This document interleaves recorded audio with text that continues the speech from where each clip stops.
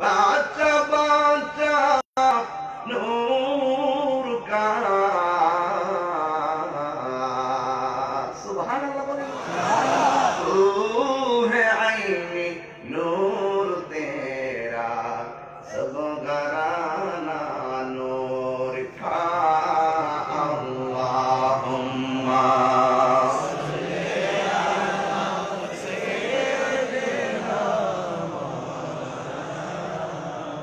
وعلى آل سيدنا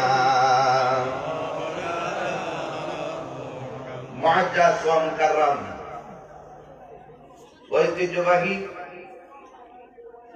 চট্টগ্রাম হাটহাজারী ফতেপুর আলাউলপাড়া নূরজান মসজিদ সংলগ্ন ময়দানে বিশাল মানুষের আশেকদের সমারোহে অনুষ্ঠিত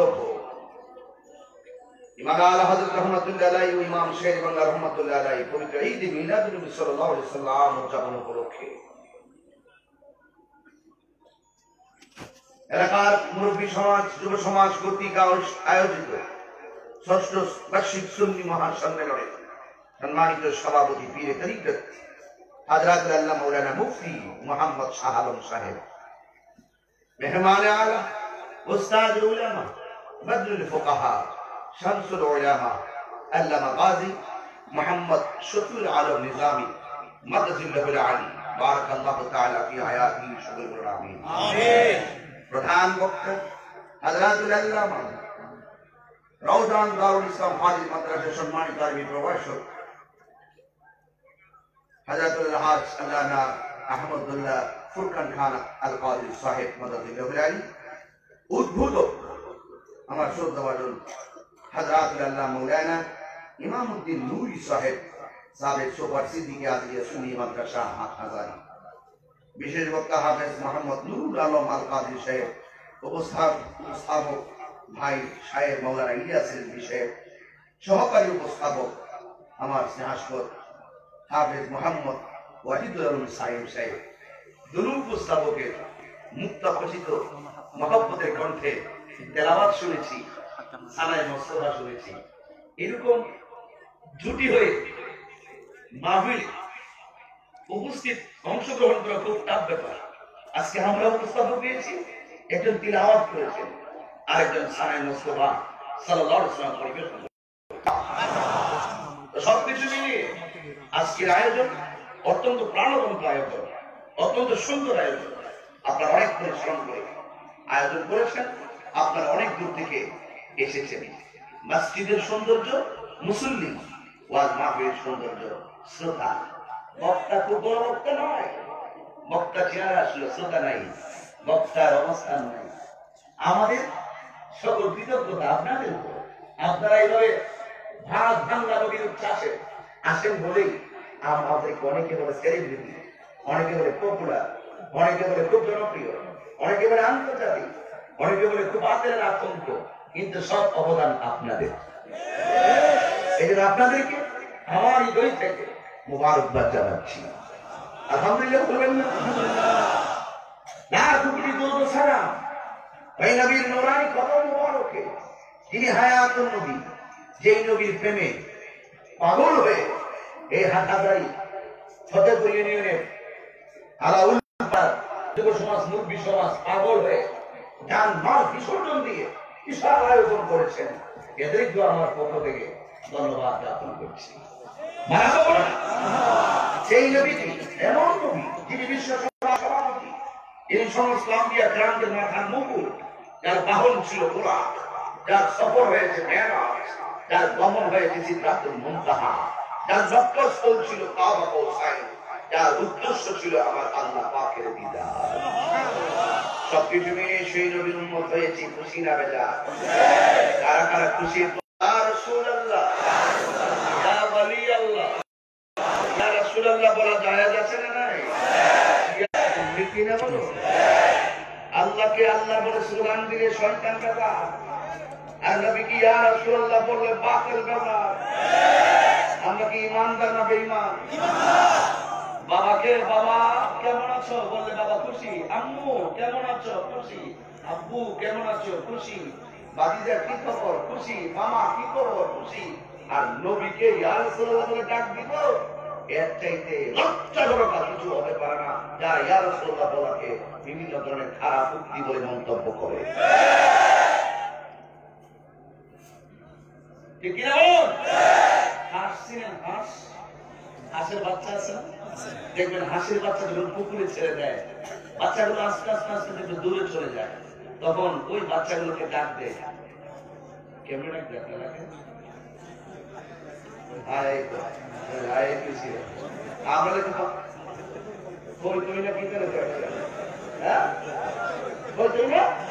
আমরা সুই সুই এভাবে যখন ডাক দেয়, তখন ওই মালিক যেই গরু সে খায়, যেই গরু তাকে খাবার দেওয়া হয়, ওই ঘরের মালিক তাকে থই থই করে ডাক দেয় চট্টগ্রাম। আর আমাদের ব্রাহ্মণবাড়িয়াতে সুই সুই করে ওই বাচ্চা, ওই হাঁসের বাচ্চা কি বুঝে, ওই ডাকের সুরে সম্মান দিয়ে, সুরকে মূল্য দিয়ে সে মালিকের কাছে চলে আসে। কথা বুঝো? যে বুঝে এরা আমার ভাই, যে বুঝে না তারাও আমার ভাই। যারা বুঝেও বুঝার চেষ্টা করে না, বুঝেও যারা মানে না, না বুঝার ভান করে, এদের সাথে আমাদের সম্পর্ক দরকার নাই। আমি আশা করি বুঝাতে পারতেছি আপনাদেরকে। কথাগুলো কি পরিষ্কার? আসুন একটু সামনে যাই। এন্তেজামিয়া কমিটির পক্ষ থেকে আমাকে বলা হয়েছে কোরআন সুন্নাহর আলোকে নবীর সুপারিশ, নবীর শাফাআত নিয়ে কথা বলার জন্য। এখানে একটা ইম্পর্টেন্ট ব্যাপার, কিছু লোক এমনও আছে আমাদের মতন স্টেজে বসে যারা বলে আল্লাহর হাবিব সাল্লাল্লাহু আলাইহি সাল্লাম হাসরের মাঠে সুপারিশ করবে, দূরের কথা নিজের জান নিয়েই নাকি খেলা ঠিক। রোজ হাসর মে কে যাবে ভাই, সামনে নবীর উম্মত দাবি করে, নবীর সামনে কাকে দাঁড়াবি? যারা বলে মুসলিম সুপারিশ করতে পারবে না, এটা মুখ দিয়ে আসে কিভাবে? আর বাবাকেই তো, বাবার কিছু অবদানকে অস্বীকার করলেই তো সেই ছেলে নিমক খারাপ হয়ে যায়।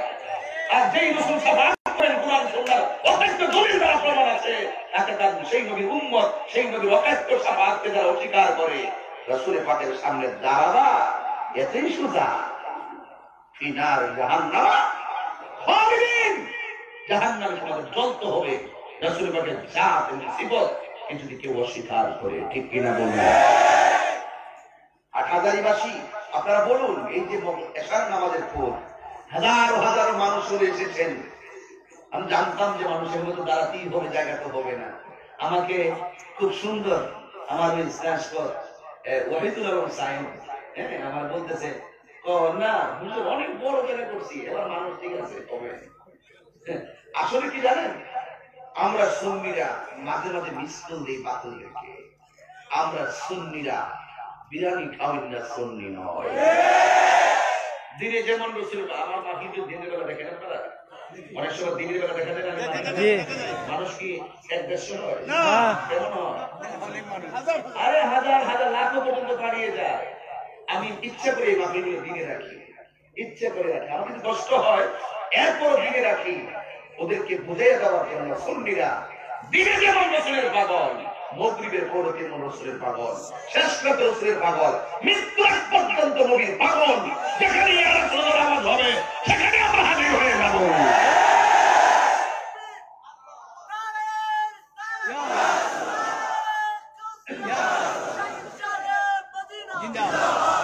গভীর মনোযোগ, খুব মনোযোগ দিবেন। নির্ধারিত সময় পর্যন্ত একটু খেয়াল রেখে আমি কথা বলবো। একটা কথাও আপনার আমার জন্য অপ্রয়োজনে বলবো না, সবগুলো কথা হবে প্রয়োজনীয় কথা। আমার যুবক ভাইরা, আপনাদের কাছে প্রশ্ন করি, এই মাহফিলে আপনারা এসেছেন, এই মাহফিল থেকে আবার বাড়িতে চলে যাবেন। আগামীকাল বাড়ি থেকে আবার আপনারা চলে যাবেন বাড়িতে। কেউ যাবেন মার্কেটে, কেউ যাবেন লঞ্চ ঘাটে, কেউ যাবেন বিভিন্ন ধরনের কর্মকাণ্ডে, যার যার কর্মসংস্থানেও চলে যাবেন।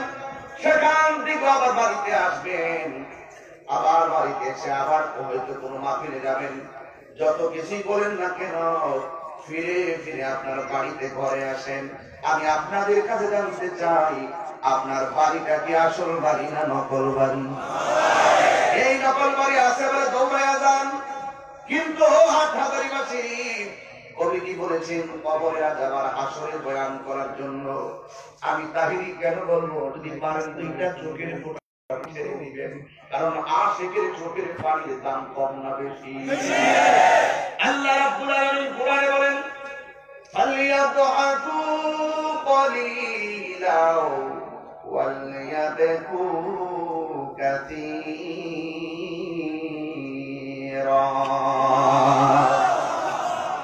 আল্লাহ রাব্বুল আলামিন বলেন, তোমরা বেশি বেশি করে কাঁদো, কম কম করে হাসো, কারণ কাঁদলে গুনাহ মাফ হয়, কাঁদলে সিনা সাফ হয়, কাঁদলে দিল নরম হয়। সব কথার এক কথা হলো, কাঁদলে আমার আল্লাহ খুশি হয়। একটি মানুষের যদি 10,000 টাকা হারিয়ে যায়, এই মাহফিল থেকে যদি কাহারো মোবাইল হারিয়ে যায়, হুজুর আমার একটা মোবাইল হারানো গিয়েছে, 1 ঘন্টা মোবাইলটা তালাশ করে মোবাইলটা পাওয়া গেছে, এখন বলুন তো মোবাইলের মালিক কি খুশি না বেজা? আমার নবী বলেন, হারানো বস্তু ফিরে পাইলে বান্দা যেমন খুশি হয়, বান্দা যখন গুনাহ করে আল্লাহর কাছে চোখের পানি ফেলাইয়া তওবা করে, আমার আল্লাহ তার চাইতে আর কোটি গুণ বেশি খুশি হয়। এই জন্য আমার রাসূল বলেন, কাঁদো কাঁদো, কান্নায় যদি চোখে পানি না আসে কান্নার ভান করো। মনে রেখো, দুনিয়ার কোনো মানুষ যদি তোমার অন্তরের খবর না জানে, তুমি কি আসলে কান্না করতেছো নাকি অভিনয় করতেছো? তোমার কান্না করাটা যদিও দুনিয়ার মানুষ দেখতেছে অভিনয়ের মতো, কিন্তু তোমার অন্তরে মালিকের জন্য ফেটে যাচ্ছে রে বাবা। এই জন্য আমার নবী বলেন, কেউ যদি না জানে একমাত্র জানে কে? আল্লাহ রাব্বুল আলামিন কোরআনে বলেন, ইন্নাল্লাহা আলীমুম বিযাতিস সুদূর।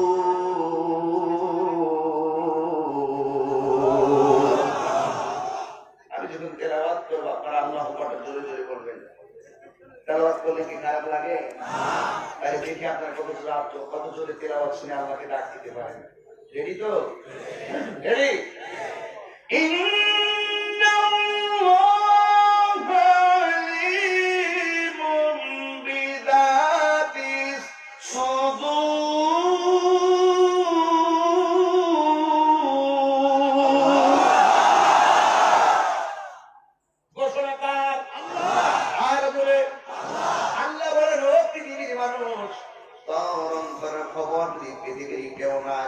আমি আল্লাহ তোর মনের খবর। এই জন্য মাহফিলে এসেছেন কারা কারা শুধুমাত্র তাহিরিকে এক নজরে দেখার জন্য এসেছেন, আবার কে কে তাহিরির বদনাম করার জন্য এসেছেন, আবার কে কে তাহিরি ওয়াজ করবো ওয়াজ শুনে আমল করতে এসেছেন। আপনার মনের ভাষা বোঝার মতো খবর আমাদের নাই। আমার পাশে বসে আছেন, আমি জানি না আপনি কোন মতলবে বসে আছেন। এই পৃথিবীর কেউ যদি না জানে, একদম জানে, ও হাটহাজারীবাসী চট্টগ্রামবাসী জবানটা খুলে বলো তিনি কে? ওই আল্লাহ রাব্বুল আলামিন আমাদেরকে পৃথিবীতে পাঠিয়েছেন, টেন্ডারবাজি করার জন্য পাঠাই নাই, রাহাজানি করার জন্য পাঠাই নাই, খুন করার জন্য আমাদেরকে পাঠাই নাই, সন্ত্রাসী করার জন্য পাঠাই নাই, জঙ্গিবাদিতা করার জন্য পাঠাই নাই। আল্লাহ রাব্বুল আলামিন আমাদেরকে কেন পাঠিয়েছেন? আমার আল্লাহ কোরআনে বলেন, ওয়ামা খালাকুতুল জিন্না ওয়াল ইনসা ইল্লা লিয়াবুদুন।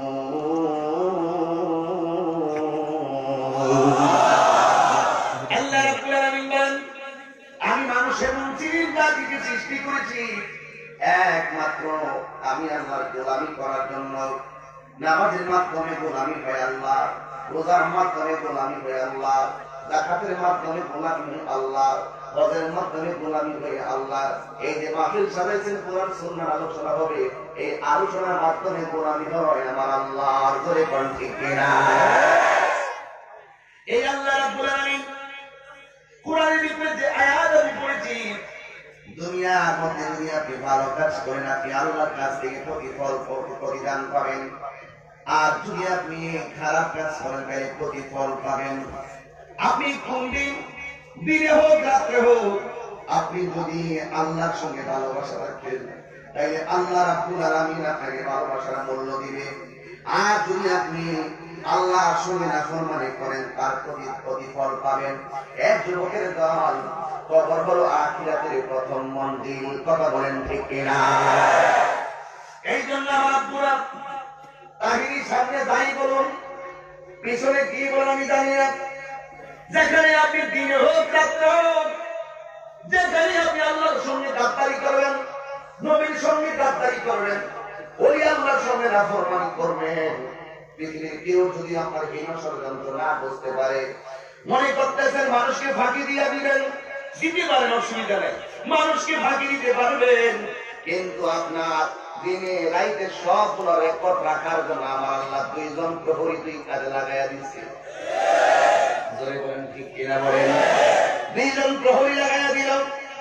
আল্লাহ কোরআনে সূরা ইনফিতারের মধ্যে ওই প্রহরীদের ঠিকানা দিলেন, প্রহরীদের পরিচয় দিলেন। আল্লাহ রাব্বুল আলামিন বলেন, কিরামান কাতিবিনা ইয়ালামুনা মা তাফআলুন। আল্লাহু আকবার। কিরামান কাতিবিনা ইয়ালামুনা মা তাফআলুন।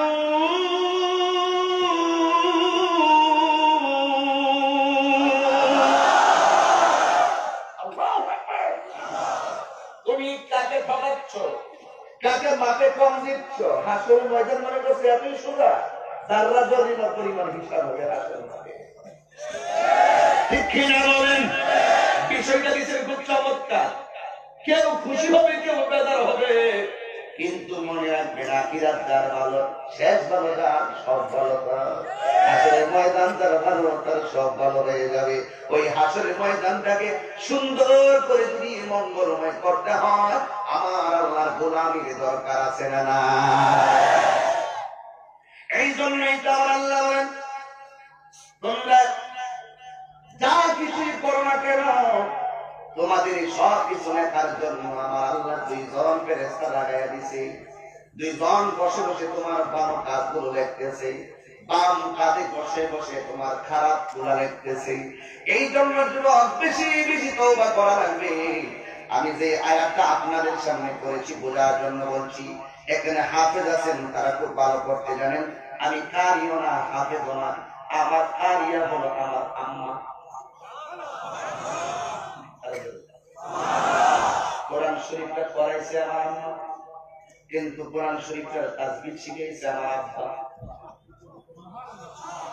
কেন জানেন? কান দিয়ে, এই জন্য কান দিয়ে। আজকে যদি তেলাওয়াত করতে না পারতাম, ওই মানুষ কইতো যে কোরআন শরীফই পড়তে না। এটা একটা গুরুত্বপূর্ণ বিষয়, কোরআন তেলাওয়াত করা, এটা ভাগ্যের ব্যাপার। এখনো বলি, বুড়া মানুষ যারা আছে, মুরব্বী, কত জীবনে কতবার ফুটবল দিয়ে নামাজ পড়ে, এবার 10টা সূরা শিখে প্রয়োজনে রমজান মাসে একজন হুজুরের কাছে যাইয়া আপনি কোরআন তেলাওয়াতটা শিখে। কবরের ভিতরে এক পাশ দিয়ে একটা আলো আসবে, জিজ্ঞাসা এখানে সূর্যের আলো নাই, চাঁদের আলো নাই, তুমি কোথায় থেকে আসছো? তখন ওই আলোটা জবান করে যাবে। সে বলে, আমাকে চিনো না? আমাকে যে তুমি তেলাওয়াত করতা, আমি লাউহে মাহফুজের কোরআন। হাত তুলে বলো সুবহানাল্লাহ। দেখছেন? এই জন্য কামা তাবিল কুদান, যেমন কর্ম তেমন ফল। মন্তাত্তাওয়াদাদা, যে চেষ্টা করে সেই পায়।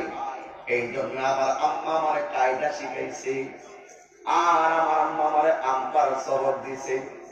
আমার সালার মধ্যে বসে আমপার সবক দিছে, আমার এখনো মনে আছে। সুইটি বিস্কুটের আগে আর একটা বিস্কিট ছিল, যার নাম ছিল সুপার বিস্কিট, যার অনেক আগে কথা বলতেছে। ছোট ছোট বুলবুল বিস্কিট, এইগুলো গ্রামে বন্দী বক্তব্যে কোরআন শরীফের সবক এগুলা দিয়ে মিলাদ করাইতো। ঘরের ভিতরে আমার মা সবক দিয়ে না, সুপার বিস্কিট এগুলো এখন নাই। এরপর বিস্কিট আছে একটু চিনি মিশানো সুইটি বিস্কিট, এইগুলো এখন নাই। এ যুবক, গভীরভাবে স্মরণ করে আমার মায়ের শিক্ষা। মা আমার শিখাইছে, আমি হাজার মানুষের সামনে এই কথা গোপন করতে পারবো না, কারণ মাতৃকুলই হলো শিশুদের জন্য শ্রেষ্ঠ পাঠশালা।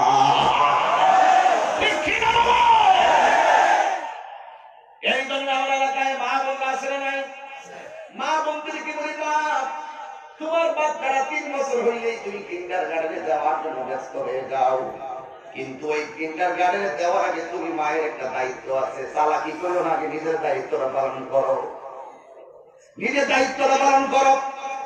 নিজে সকাল সকাল ঘুম থেকে উঠো, সন্তানদের সকাল সকাল ঘুম থেকে তুলো, নিজে নামাজ পড়ো, উযু করে সন্তানদের কায়দা সবক দাও, ABCDEFGH এইগুলো পড়লে 10টা নেকি হবে না। আমার নবী বলেন, যারা কোরআন শরীফের আলিফ বা তা সা এমন ভাবে একটা অক্ষর পড়বে, আমার আল্লাহ তার আমল নামায় একটা অক্ষরের বদলতে আর আমল নামায় 10টা নেকি দান করবে। এই কেমন জাদু জাদু কোরআন! পৃথিবীর কত মানুষ রাসূলুল্লাহকে মারতে যাইয়া নবীর জবান থেকে যখন কোরআন তেলাওয়াত শুনেছে, এরা কালিমা পড়া মুসলমান হয়ে গেছে। এই জন্য কবরে যান, কোরআন পড়া যান, কবরে যান, নামাজ পড়া যান, কবরে যান।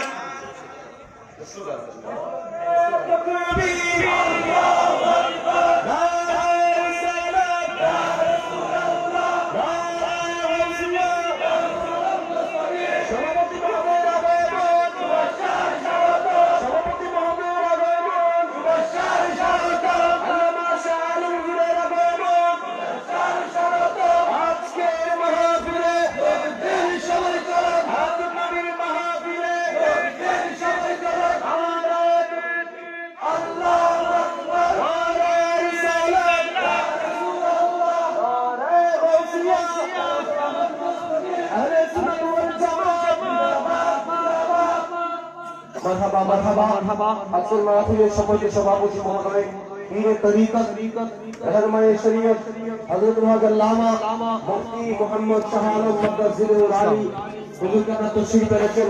প্রতিষ্ঠাতা শাহরুখিয়া আজিজিয়া সুন্নিয়া মাদ্রাসা হুজুরকে সভাপতির আসন অলঙ্কৃত করার জন্য বিনীতভাবে অনুরোধ জানাচ্ছি। আপনারা যারা বাইরে দাঁড়িয়ে আছেন সবাইকে মাহফিল প্যান্ডেলে বসার জন্য আবারও মাহফিল কমিটির পক্ষ থেকে বিনীতভাবে অনুরোধ করছি।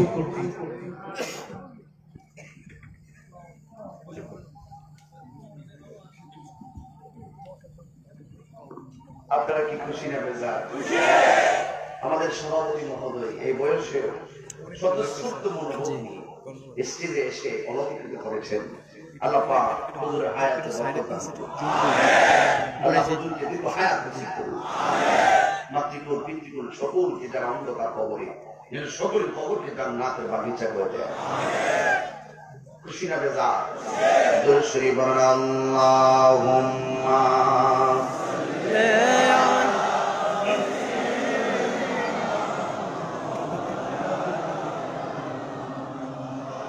وعلى آل سيدنا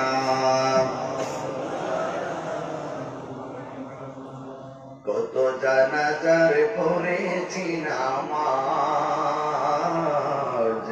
দিয়েছি কত দাফন, কত জানাজার পড়েছি নামাজ,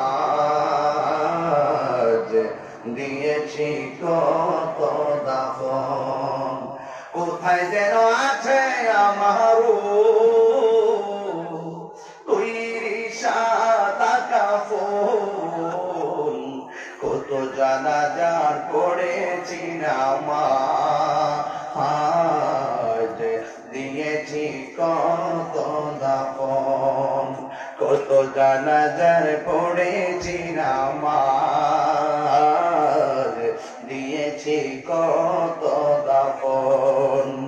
আমার তরি বাদার আছে কোন শেখে আগাতে, কোন মসজিদে এলান হবে সোয়াবে শেখাতে, আমার তরি বাদার আছে কোন শেখে আগাতে, কোন মসজিদে এলানে হবে সোহাবে শেষ ঘাটে কবে কোথায় করবে দাফন আমাকে স্বজন জানাজার পড়েছি নামাজ দিয়েছি কত দাফন কত জানাজার পড়েছি নামাজ দিয়েছি কত দাফন কোথায় যেন আছে আমারও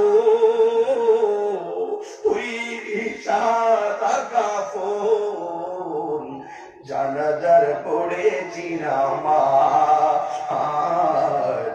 দিয়েছি কত দাফন একটা জবান বন্ধ রাখবেন না জবান খুলে বলো আল্লাহু আকবার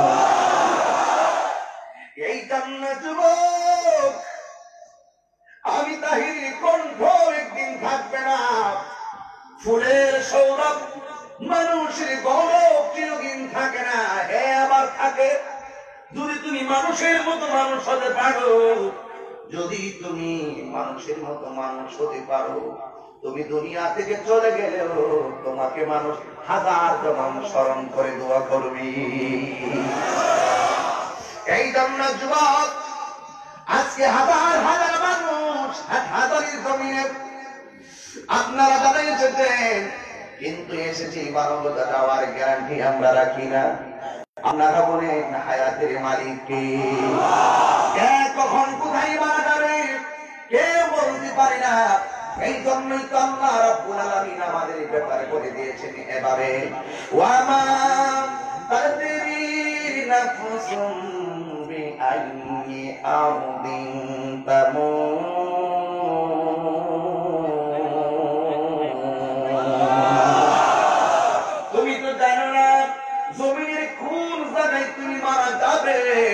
তুমি তো জানো না কোথায় তুমি মারা যাবে এই জন্যই যুবক ভাইয়েরা আসল গরিব নাম কোন কবর এই কবরটা বড় ভালো জায়গা আবার এই কবরটা বরং দুঃখের জায়গা এই কবরটা অনেক সুখের জায়গা এই কবরটা অনেক কষ্টের জায়গা ইমানদারের জন্য আনন্দ আর বেঈমানদের জন্য হলো কষ্ট কথা বলেন ঠিক কিনা এই জন্য যুবক কি ভাষায় বয়ান করলি আজকের মাহফিল থেকে গিয়ে আপনারা নামাজি হয়ে যাবেন কি ভাষায় বয়ান করলি হৃদয়ের মাঝে আমার আসলে পাখির মহব্বতের বারণখানা বানাবেন আমি জানি না তবে একটা কথা বলি আমার রাসূল বলেছেন আলা লা ঈমানা লিমান লা মাহাব্বাত আলা যার অন্তরে আমার নবীর মহব্বত নাই তার ঈমান নাই নার নবীর ভালোবেসে যদি কেউ কবরে যাবে তার পিঠের নিচে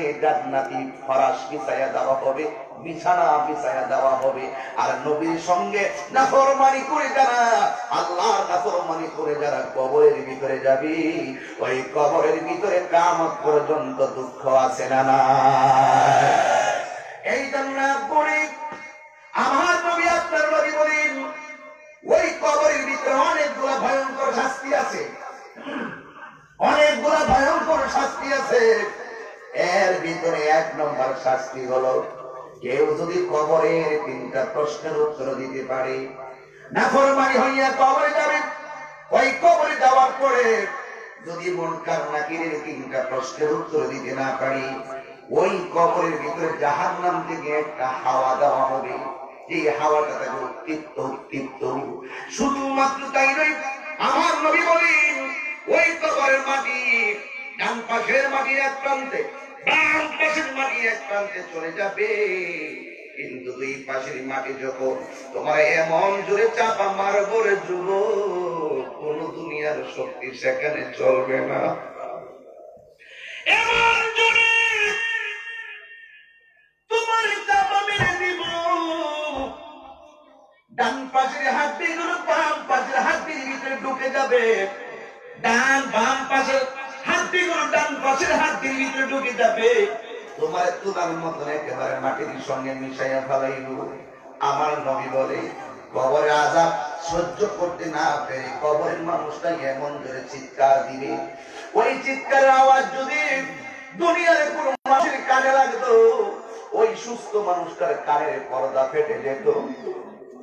আমি তাহির যদি এই মুহূর্তে বিপদে পড়ে আমি চিৎকার মারি, আমার হুজুর মুফতি শাহ আলম, মুফতি মোহাম্মদ শাহ আলম পীর সাহেব হুজুর আমার কান্নার আওয়াজটা শুনলে আমার দৌড়াইয়া সেভ করবো। আর এদিকে আমাদের তাহির দৌড়াইয়াছে, হুজুর যদি কোন জায়গাতে হঠাৎ করে চিৎকার দেয় বিপদ, সেখানে আমি সামনে থাকলে জাপাইয়া পড়বো।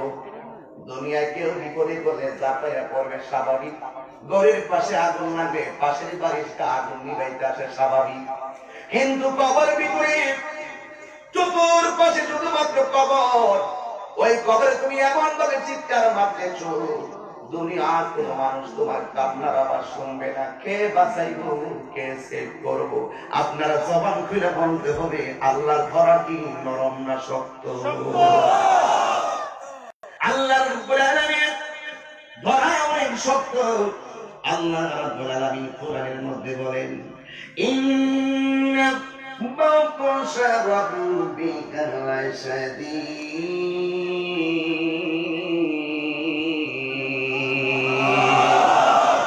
নিশ্চয়ই আল্লাহ ধরা অনেক শক্ত।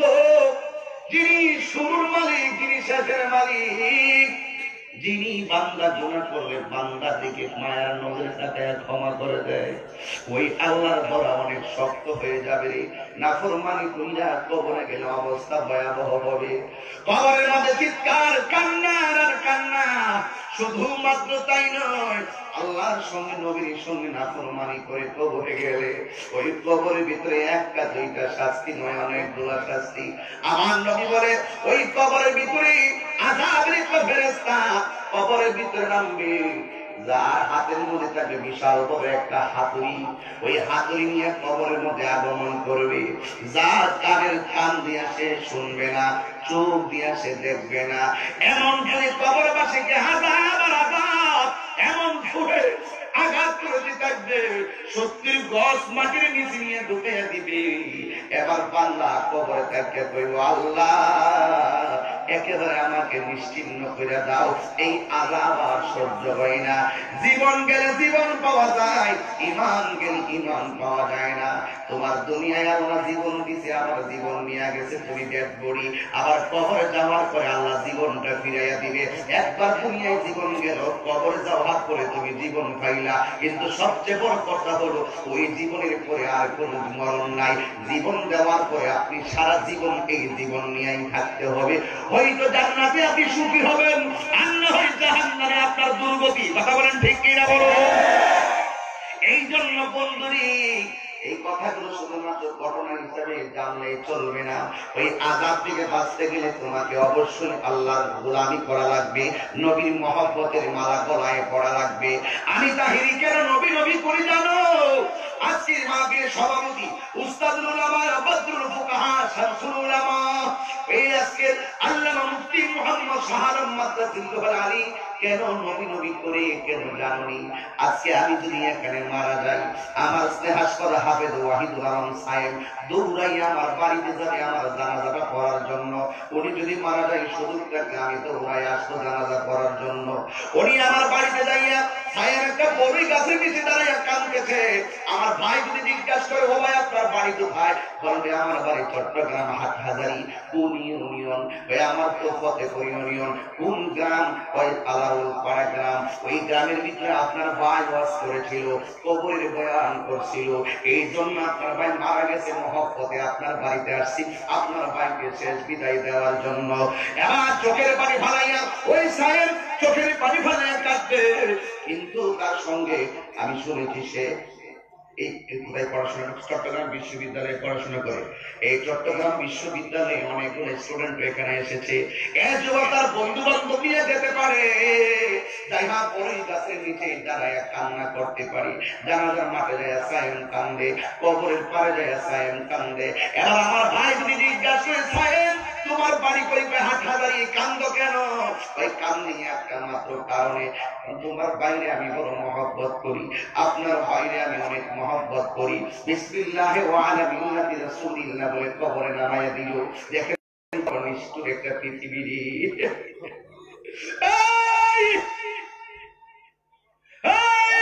চট্টগ্রাম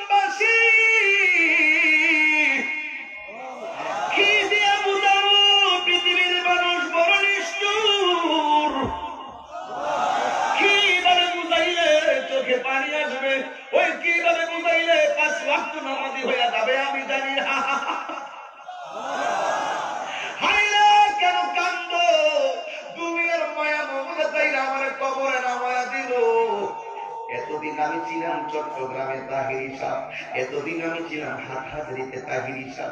গতকাল মাহফিল তোমার বাসকালীতে লক্ষ লক্ষ মানুষ যারা দেখেছেন বুঝেছেন, ওই জায়গার ভিতরে ছিলাম আমি তাহিরি সাহ। বাড়িতে গেলাম তাহিরি সাহ, আজকে সভাপতি মহোদয় এসেছে। আমরা বললাম সভাপতি মহোদয় এসেছে, যেই মাত্র আমার ভিতরে রুহটা থাকবে না, গড়ে লাশ বাহিরে লাশ দাঁড়ানোর মাঠে নিয়ে মরহুমের লাশ মাঠে এসেছে। একটি সুখ সংবাদের মুখে মারা গেছে। এতদিন আমি ছিলাম এমন সাপ তমুক সাপ, কিন্তু আমি যখন মারা গেলাম আমার সবাই লাশ আল্লাহ সাল্লাহ। সুন্দর পৃথিবী ছেড়ে চলে যেতে চায় না মন, তবু চলে যেতে হয়। সুন্দর পৃথিবী ছেড়ে চলে যেতে চায় না মন, তবু চলে যেতে হয়, তবু চলে যেতে হয়। একটা জবান বন্ধ রাখবেন না। আমি ধীরে ধীরে ধীরে ধীরে আপনার আমার প্রয়োজনীয় আসল বাড়ির কথাগুলো পরিচয় করাইয়া দিচ্ছি।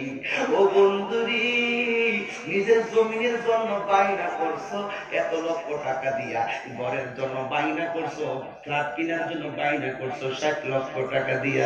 তুমি যেই জায়গার মধ্যে যাইয়া চিরদিনের জন্য শুইবা, ওই জায়গার বাইনা করছো কি দিয়া? টাকা দিয়া। ওই জায়গা বাইনা করলেই নিচে সুখ হবে না। ওই জায়গার বাড়িটারে যদি সুখময় করতে হয়, ঈমান আর নেক আমলকে তোমার পরিপূর্ণ বারাম খানা বানাইয়া দিতে হবে। ঠিক না বেঠি? কি বলতেছিলাম? সাহেবের কথা বলছিলাম। সেক্রেটারির নাম কি? সভাপতি খুরশেদ। দুইজন খুরশেদা দুইজন আমার কবর দুই পাশে এক মুষ্টি মাটি নিচ্ছে। কবর নামাইয়া দিল, উপরে সামিয়ানা দিল, বাঁশগুলা দিয়া দিল, আবার একেবারে কবরটা অন্ধকার হয়ে গেল।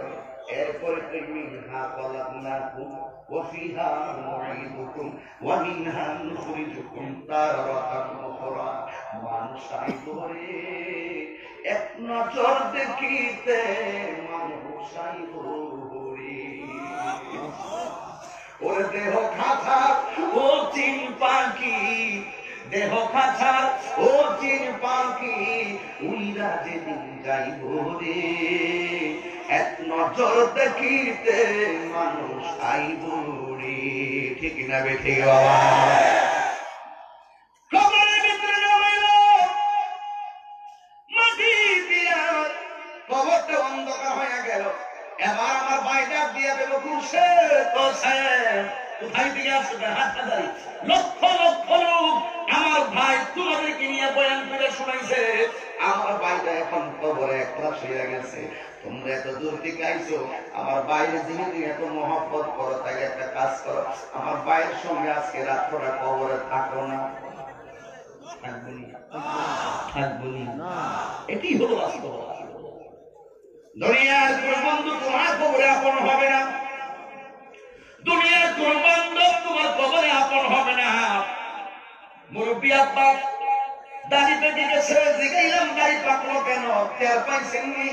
মুরব্বী আব্বাকে হুজুর শত শত রাস্তার পরিবর্তন দেখেছি, কিন্তু আপনার দাড়িগুলা কোন সময় পাকছে একটা মিনিটের জন্য টের পাই নাই। জিগাইলাম আপনার শরীরে শক্তি পাবনি, পায় না। জিগাইলাম আপনার গায়ে বস্তাগুলো নিতে পারেননি, পায় না। কেন? শক্তি পাই না। এই শক্তিটা কেমনে কেমনে কোন দিন কোন সেকেন্ড থেকে কমা শুরু হয়েছে আপনি জানেননি? না হুজুর জানি না। এখন আপনার ফিলিংসটা কেমন, আপনার মতামতটা কেমন, আপনার ফিলিংস কেমন লাগে? হুজুর কিছু না, সবাই বলে আমার বয়সের কারণে আমি বুড়া হয়ে গেছি, কিন্তু আমার মনের ভিতরে একটা ভয় ঢুকে গেছে। আগের মতো চোখে আমি দেখি না তেমন, চোখ জানি হইয়া গেছে কেমনের কেমন। কেউ বোঝে না চোখে আমার কি হয়েছে, বলো কেউ বোঝে না চোখে আমার হয়েছে, আমি বলি আমার মরার চিঠি এসেছে। কথা বলেন ঠিক না রে?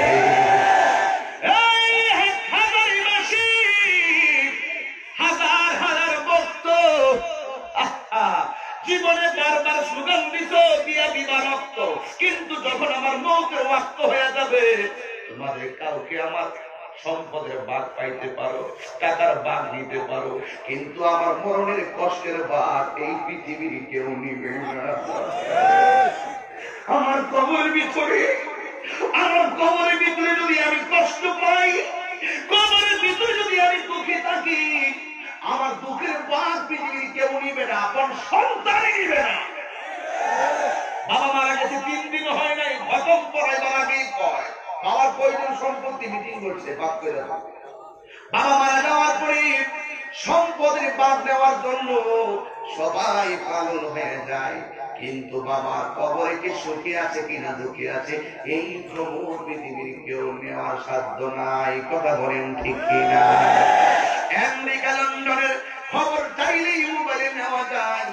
আমি সামাজিক কিছু কথা বলতেছি আপনারা পাবলিক মানুষ বোঝার জন্য। এই কবরের ভিতরে যদি তুমি উত্তর দিতে না পারো, কবরটা যদি তোমার কষ্টের কারণ হয়ে যায়, ওই কবরের ভিতরে আরেকটা আযাব হলো এমন কিছু সাপ দেওয়া হবে, যেই সাপগুলো জীবনে একবার যদি দুনিয়ার ভিতরে তারা শ্বাসটা ফলাইতো, গাছপালা মরে যেত, এমন বিষধর সাপ দিয়ে তোমার দংশন করা হবে। এই কবরে সারা জীবন তুমি কষ্ট পাইবে। আর যারা ইমানদার তারা বিছানায় ঘুমায়া যাবে, ইসরাফিল আলাইহিস সালাম যখন সিংহা ফুৎকার দিবে, তারা কষ্টে আছে কত কোটি বছর, কষ্টটা কিন্তু সেকেন্ডের কষ্ট 1000 বছর মনে হয়, আর সুখ কিন্তু বছরের সুখটা ওই একদিনের মতো মনে হয় না। কথা বলেন ঠিক কিনা? একেবারে তাড়াতাড়ি সুখের সময় চলে যায়, কষ্টে হয়ে থাকে সে বুঝে। এই জন্য যুবক, ওই কবর থেকে একদিন সুখী হলে সুখ আর দুঃখী হলে দুঃখ নিয়া একদিন তুমি এমন একটা ময়দানে উঠবে যেই জায়গার নাম হলো মাহশার, যেখানে একত্রিত হওয়ার স্থান, একত্র হবে, এটার নাম হলো হাসরের ময়দান। আল্লাহ কোরআনে বলেন, মিনহা খালাকনাকুম ওয়া ফিহা নুঈদুকুম ওয়া মিনহা নুখরিজুকুম তারাতান উখরা।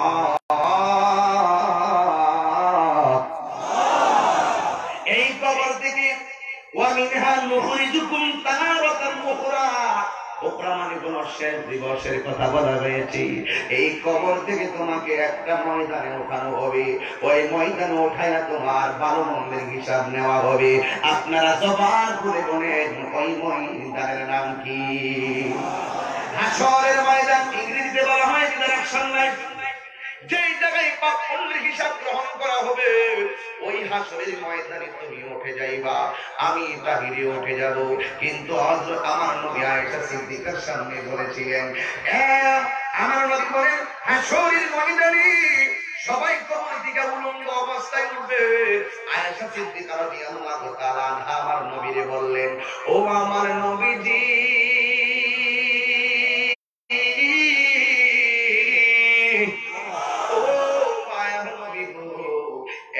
আরেকজনের সামনে উলঙ্গ অবস্থায় দাঁড়াবে, দেখতে কেমন দেখা যায়? আমার নবী বলে, ও আয়েশা, না রে না, হাসরের ময়দান দুনিয়ার মতন স্বাভাবিক বিষয় নয়। দুনিয়ায় সামনে যেমন চলে, সামনে যেমন দেখে, হাসরের ময়দান তেমন নয়। এই হাসরের ময়দানে যখন সে উলঙ্গ অবস্থায় থাকবে, কিন্তু মাথার 8 বিঘা করে সুরমা থাকবে। তোমার একটা সুরমা কাঠি যত বড়, এমন পরিমাণ উপরে তোমার সূর্যটা থাকবে। তোমার সকল মানুষ কবর থেকে বরাবর এমনি উঠবে না। কবর থেকে ওঠার সময় আমার আল্লাহ কাটকারে এইভাবে ঘুরাইয়া দিল, সরাসরি উপরের দিকে তাকায় কবর থেকে অতীত হবে। এইভাবে যখন উঠবে, মাথার 8 বিঘা উপরে সূর্য থাকবে।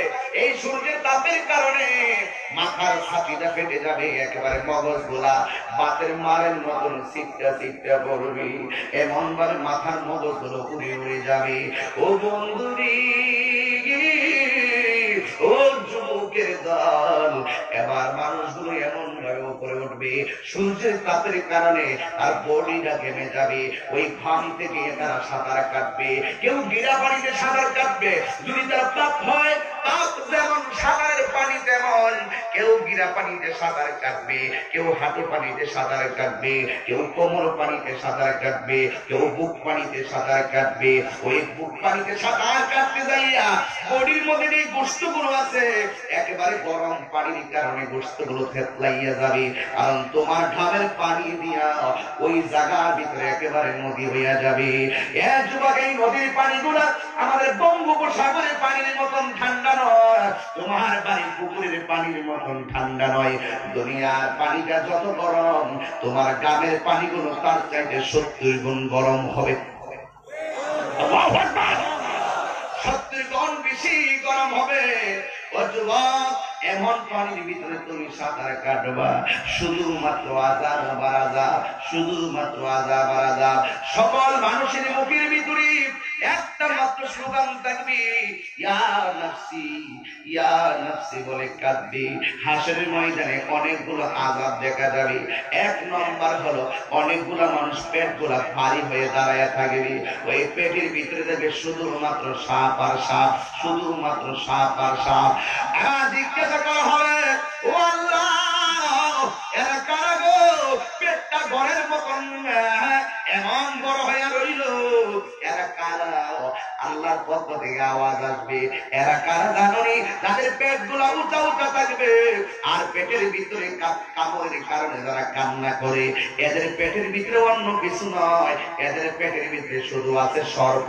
এই সর্পগুলো পেটের ভিতরে যখন দংশন করে, তখন এই মানুষটা হাসরের ময়দানে চিৎকার মেরে দেয়।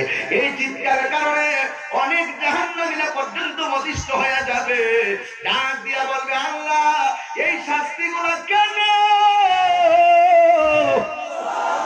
কেন কেন? আল্লাহ বলবেন, তাদের পেটের ভিতরে সাপগুলো কি জানোনি? ওই দুনিয়ার ভিতরে হারাম খাইছে, সুদ খাইছে, ঘুষ খাইছে, যতগুলা টাকা হারাম খেয়েছে, এই টাকাগুলো আজকে সর্পে পরিণত হয়ে গেছে। জোরে জোরে কি নাউজুবিল্লাহ বলবেন না? আর মানে প্রমাণ হয়ে গেল হাসরের ময়দানে সুদের শাস্তি আছে না নাই? শুধুমাত্র তাই নয়, আমার নবী বলেন, আমি একদিন স্বপ্নে দেখলাম ওই রক্তের নদীর ভিতরে কিছু কিছু মানুষ সাঁতরাইতেছে, সাঁতরাইতে সাঁতরাইতে কিনারে ফিরে আবার পাথর দিয়া তাদের মাথায় ডিল মারা হয়। পাথর দিয়া ডিল মারার পরে আবার এদেরকে নদীর মাঝখানে ফেলে দেওয়া হয়। জীবনে কত ওয়াটার হ্যাজ নো কালার, পানির কোনো রং নাই, কিন্তু সেই যে রক্তের নদী থাকবে, ওই রক্তের নদীর ভিতরে তারা সাঁতরাইব, কিন্তু রক্তের নদীর পানি গুলো একেবারে আগুনের মতো গরম, এমন গরম পানি, ওই গরম পানির ভিতরে তারা সাঁতরাইব। আল্লাহর হাবিব বলেন, জিবরাইল, এরা কারা রে? যাদেরকে এমন ভাবে রক্তের নদীর মধ্যে একেবারে হাবুডুবু খাওয়াইয়া এমন ভাবে শাস্তি দিতেছে। এবার জিবরাইল আলাইহিস সালাম কয়, ইয়া রাসূলুল্লাহ, এরা দুনিয়ার ওই সমস্ত বান্দা যারা বেশি বেশি করে দুনিয়ার ভিতরে সুদ খাইতো। এখন আপনারা চট্টগ্রামবাসী বলেন, আমাদের এলাকায় সুদ চোর আছে না নাই? আওয়াজটা আসতে হয়েছে, জোরে বলেন, আরো জোরে বলুন। সুদ খাওয়া কি হালাল না হারাম? আরো জোরে কোন কি? এটা কি আমার কথা নাকি আল্লাহর কথা? এখন সুদ করে বিরুদ্ধে কথা কইলে সুদ করে গায়ে যদি লেগে যায়, আমি তাহিনীর কিছু করার নাই। সুদ করে কি আমি আল্লাহ কি হবে? বেঁচে দেখে বলবো, অসুবিধা হবে? আপনারা কি চলবে? কি হবে বেঁচে থেকে? আমি চট্টগ্রাম মাহফিল করতে জিনিস অভ্যাস হয়ে যাচ্ছে, খুব বেশি ভালো লাগে এই এলাকায় বাস করে। আপনারা বাংলা গজলগুলো আমি যে নর্মালগুলো গাই, নর্মাল যে শুনে গাই, শুনে মনে হয় চলে না, কিন্তু আপনাদের এলাকায় চলে বেশি বেশি। जिसका कोई सानी नहीं, वो नबी हमारा है,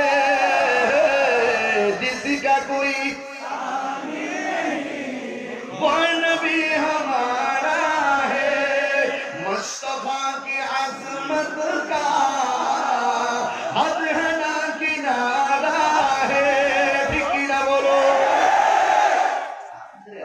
ফয়সালা এগুলো গাইলে আপনার যে চোখের পলকে নবী এসেছে এগুলো কি অবস্থা একটা জজবা করে আছে এগুলো আমি আস্তে আস্তে বলবো কিন্তু আমি আমার যেভাবে অভ্যস্ত হয়েছি ওয়াজ করতে করতে আমি এবারে কিছু কথা বলতেছি আপনাদের কাছে কি আমার কথাগুলো পরিষ্কার আমি এই কথাটাই বলছিলাম ইংলিশে কথা কি ক্লিয়ার না ভেজাল এই কথাটা যখন বলছিলাম তখন একজন সাংবাদিক আমার বিরুদ্ধে মামলা করলেন কথা কি ক্লিয়ার নাকি ভেজাল আছে কিছু বাংলা ওয়ার্ড বলছিলাম এগুলোর জন্য মামলা করে দিয়েছে এখন আমি আবার ইংলিশটারে ট্রান্সলেট করে বাংলা করে জুড়টা কথা কি পরিষ্কার কথা কি পরিষ্কার এরপরে যদি আমার কথা না বুঝো তাহলে পটন কাটবে কান পরিষ্কার করে হাত তোলা বলো ঠিক কিনা বলো আস্তে আস্তে বলবো কিন্তু আমি কাউকে ছাড় দেব না বেটা কথা কি পরিষ্কার সত্তরকে আমি সত্তর বললে সত্তর যদি কষ্ট লাগে আমি কি সুদের বাস বন্ধ করে দেব না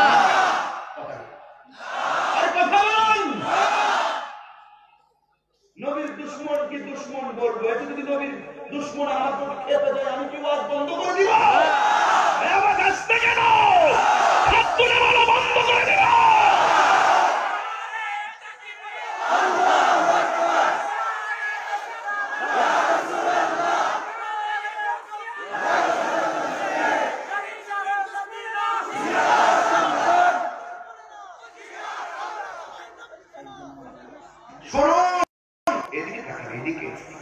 যা বলার আমি বলবো কি হবে বেঁচে দেখে অযথা বিদ্যা শিখে যদি না গড়তে পারি শুধু মুক্ত সমাজটাকে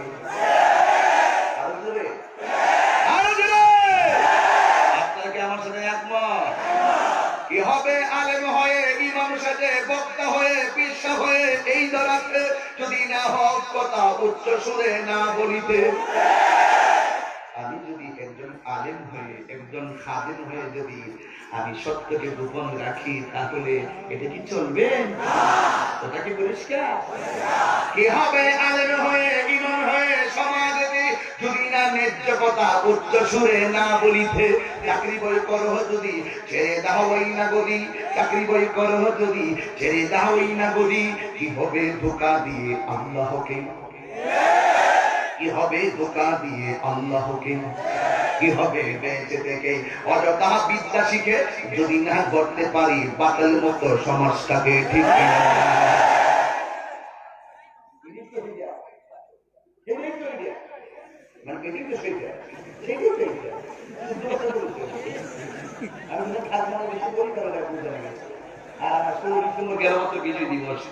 আমি বাংলা এক সাগরের বিনিময়ে বাংলার স্বাধীনতা আনবে যারা আমরা তোমাদের ভুলবো না আমরা তোমাদের ভুলবো না ভুলবো না ভুলবো না ভুলবো না এক সাগরের বিনিময়ে বাংলার স্বাধীনতা আনলে যারা আমরা তোমাদের ভুলবো না আমরা তোমাদের ভুলবো না এখন ফতোয়া দাও কাহিনী গান গেছে রাষ্ট্রবিধি মোহাম্মদিয়া নবী সামলাইলে এইগুলোকে গান বলে আখ্যায়িত করে সমাজ আমাদেরকে প্রশ্নবিদ্ধ করা হয় ওলি আল্লাহ সামলাইলে এই সাংগুলোকে গান বলে আখ্যায়িত করে আমাদেরকে জনগণের কাছে প্রশ্নবিদ্ধ করা হয় এখন কি দেশের গান পারলে মামলারে রাষ্ট্রদ্রোহী মামলা দিয়ে জেলের বাদ সবাইকে চাই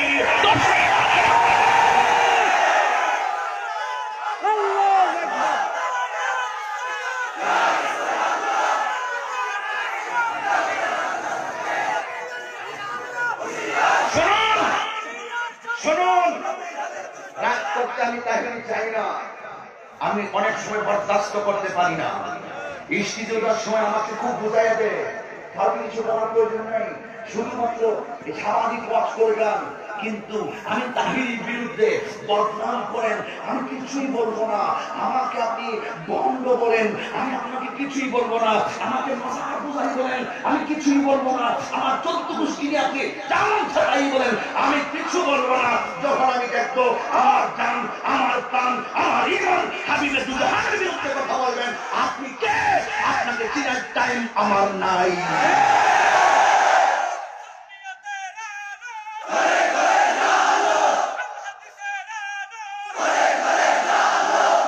শুনুন, কষ্ট পেয়েছেন আপনারা? কথা একটাই, বাঁচলে বাঁচার মতো বাঁচো। জীবন বারবার, মরণ একবার। টাকার দাম বেশি না, ইমানের দাম বেশি। যেই কবরে কেউ আপন হবে না, সেই কবরে আপন হারিয়ে দুটা হাত।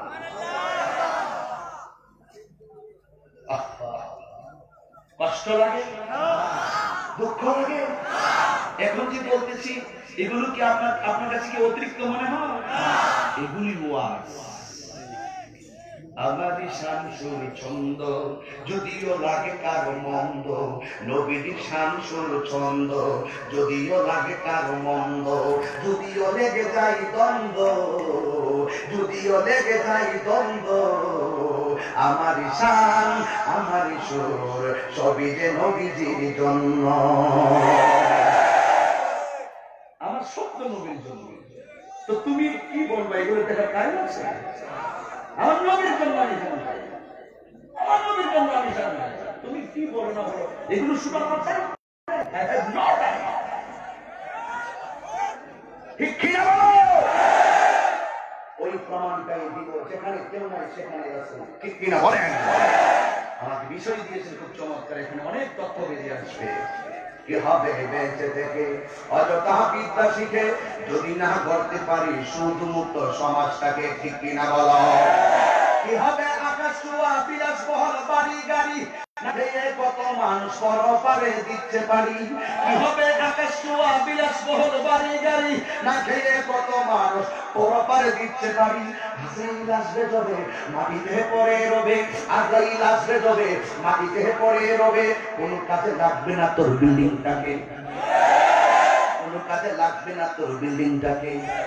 কি হবে বেঁচে থেকে অযথা বিদ্যা শিখে, যদি না করতে পারি সুদ মুক্ত সমাজটাকে, যদি না করতে পারি পাগল মুক্ত সমাজটাকে?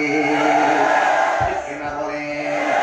সবার মুখের মধ্যে শুধু একটা স্লোগান, নাফসি নাফসি।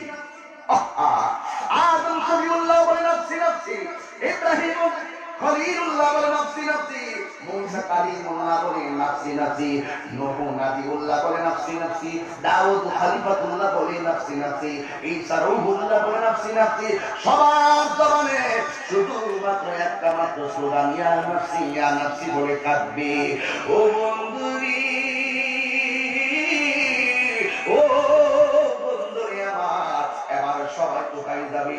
আদম নবী বলবে আপনি আমাদেরকে সুপারিশ করুন। আদম নবী বলবে যদিও 340 বছর কাটার পরে আমি ক্ষমা পাইছি, এখন আবার আমার আল্লাহ ওই অপরাধের জন্য আমাকে ধরে কিনা আমি বড় চিন্তিত আছি, আমি পারবো না। তোমরা সামনে যাও, সামনে ইব্রাহিম ও খলিলুল্লাহর কাছে যাবে।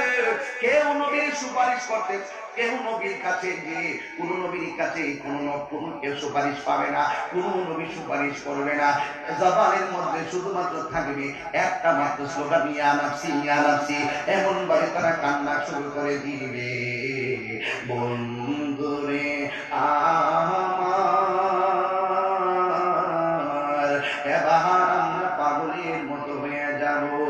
ও বন্ধুরে, তখন আমরা ঈসা রূহুল্লাহর কাছে আমরা চলে যাব, ঈসা রূহুল্লাহর কাছে আমরা চলে যাব। যাইয়া বলবো, ঈসা রূহুল্লাহ আপনি আমাদের জন্য একটু সুপারিশ করুন না। কিন্তু এর আগে আরেকটা সিক্রেট নসিহত আছে, কি আমরা নূহ নবীর কাছে যখন যাব, গিয়ে বলবো নূহ নবী গো আপনি আমাদের জন্য একটু সুপারিশ করুন না। এবার নূহ আলাইহিস সালাম বলেন, না না আমি পারবো না। আল্লাহ আমার 3-4টা সন্তান দিয়েছিল, 3টা সন্তান আমার কথা মানছে, আর একটা সন্তান আমার কথা মানে নাই। আল্লাহ যদি তুই তোর সন্তানটাকে আমি আল্লাহকে চিনাইতে পারলি না, তুই নবী হিসাবে তোর সন্তানের কাছে দাওয়াত দিয়ে কবুল করাইতে পারলি না, আমি আল্লাহর দরবারে কি জবাব দিব? নূহ নবী তার সন্তানকে বলছিল, এ বাবা আল্লাহর ইবাদত কর, আমি নবীর মান, কিন্তু আমি নবীর তোর বাবারে তুই মান। কয় না না মানতাম না। 3 ছেলে মানল না, ছাড় পেয়ে গেল। যারা মানল নূহ নবীর সঙ্গে সবাই নাজাত পেয়ে গেল। নিজের আপন সন্তান ডুবে ডুবে মারা গেল। এর দ্বারা প্রমাণ হয়ে গেল নবীর ছেলে বলেই কিন্তু নবী আল্লাহর প্রিয় হতে পারে নাই। নবীর সন্তান হওয়ার পরেও নবীর কাছে প্রিয় হতে পারে নাই, জাহান্নামী হয়ে গেছে। আমি একটা কথা বারবার বলতেছি, বারবার আবারও বলবো, পীর সাহেবের ছেলে পীর হবে তার মানে যোগ্যতা লাগবে। কথা বলেন ঠিক কিনা? যোগ্যতা লাগবে, যোগ্যতা। আমাদের সমাজে অনেক সময় দেখা যায় পীরের সন্তান ঠিক আছে ওকে, কিন্তু তার যোগ্যতা নাই।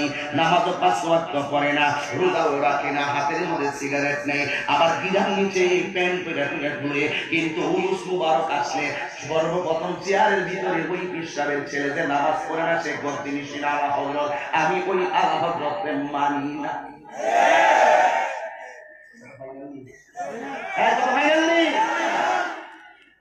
তার যোগ্যতা থাকতে হবে, যোগ্যতা থাকতে হবে। এগুলো আমরা কথা বলতাম না, বাধ্য হয়ে বলছি। এখন বলবেন হুজুর বলেন কেন? বলার কারণ আছে। আমরা হুজুর মাজার জিয়ারত করতে যাই, আমরা মাজার জিয়ারত করতে যাই, আমরা কি পূজা করতে যাই? কি রে বুঝেন নাই? কষ্ট দিচ্ছে আপনারা নাকি? আর আমি যে কথাগুলো বলছি এগুলো প্রয়োজন আছে কিনা বলেন? যে রাত করলে আমার কিছু আসা যায় না। আমি বছরে 2-3 বার আসবো চট্টগ্রাম। এখন প্ল্যান করছি 64টা জেলায় 64টা মাহফিল দিব, আর প্রত্যেকটা উপজেলায় একটা করে মাহফিল দিব। এরকম একটা সেটিং দিতেছি যেন মাহফিলগুলো সব বিভাগীয় পর্যায়ে হয়। আহলে সুন্নাত ওয়াল জামাতের জন্য উদ্যোগে সম্পূর্ণ জেলা ভিত্তিক আহলে সুন্নাত ওয়াল জামাতের উদ্যোগে যেন মাহফিলগুলো হয়, এবং সেন্ট্রাল প্রোগ্রাম যেগুলোতে লক্ষ লক্ষ মানুষ হবে, আমরা একই সাথে পুরো জেলাকে সুন্নাতের দাওয়াত দিতে চাই। ঠিক কিনা বলো? খন্ড খন্ড খন্ড খন্ড পথ চলাচ্ছে, ঐক্যবদ্ধ পথ চলার ভিতরে আপনি মাকসুদ মঞ্জিলে আপনি পৌঁছতে পারবেন। বিচ্ছিন্ন বিচ্ছিন্ন দল নিয়ে আন্দোলন আপনাকে করা দিতে হবে, আর ঐক্যবদ্ধ করে আন্দোলন আপনাকে বিজয়ী করবে। কথা বলেন ঠিক না বেঠিক? এই জন্য আমরা সবাই ঐক্যবদ্ধ হওয়ার দরকার আছে না? আমরা গাদ্দার খানকে থাকবো তিল হয়ে।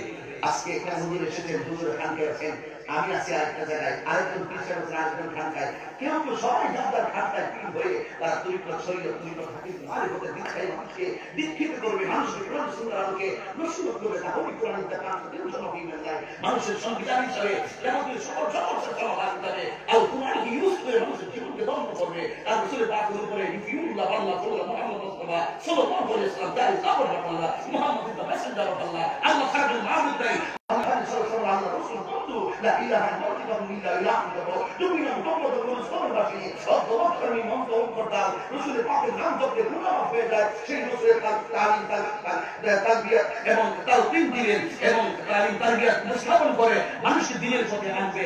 খানকায় বসে বসে সবাই সারা বছর খানকায় বসে থাকে পীর শরীয়ত তরিকত হাকিমদের শিক্ষা দেওয়ার জন্য। যখনই প্রয়োজন হয়ে যাবে তখন ওই খানকার পীরের দায়িত্ব ছেড়ে দিয়ে রাজপথের পীর হয়ে ডাক্তার মুরিদ নিয়ে রাজপথে নামতে হবে।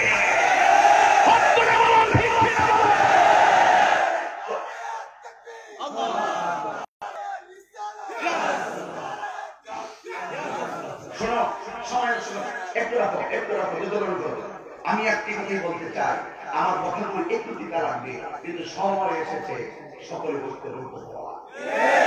এখন সময়ের দাবি, এখন যত বিচ্ছিন্ন থাকবেন আপনার গলায় জিভ দিয়ে আপনাকে মেরে ফেলবে, আপনাকে প্রতিনিধি হতে হবে।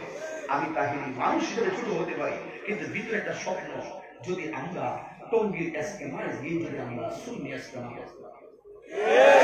এটা আমার একটা সময়ের দাম, এটা আমার সময়ের দাম, ভারতীয় সম্পদ। এটা কেবল একটা দৃষ্টি ব্যবহার করবে না, সেটা ব্যবহার করার অধিকার আমাদের রয়েছে। সেই দাবি নিয়ে একটা রাজপথে রাখছি, সেই দাবি নিয়ে আমাদের সকলকে কথা বলতে হবে।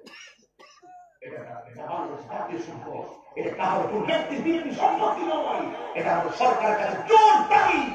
প্রয়োজন ওরা একদিন করুক, 7 দিন করুক, আমরাও বছরের 7 দিন সেই জায়গায় থাকতে চাই। এটা বেইনসাফি হচ্ছে আমাদের প্রতি। রাগ করতেছেন না কেন? না, এটা আজকে বেরিয়ে যাবে না, এটা ইমানের কথা। এই জন্য বলতে চাচ্ছি, এখানে আমরা সেখানে যেতে হবে, সেখানে ডাক আসবে আপনাদের কাছে। এই ডাকটা আমরা বুঝে লালন করতেছি। সময় আমরা সেই দাবি স্মারকলিপির মাধ্যমে প্রধানমন্ত্রী দপ্তরে পাঠাইতে চাই কি চাই না? আমার সাথে কারা একমত হাত তুলে দেখান। স্লোগান হবে, স্লোগান হবে।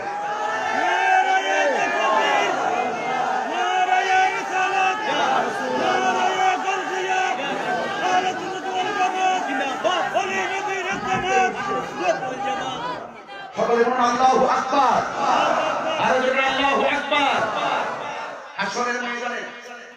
হাসরের ময়দানে সবার মুখে নাফসি নাফসি।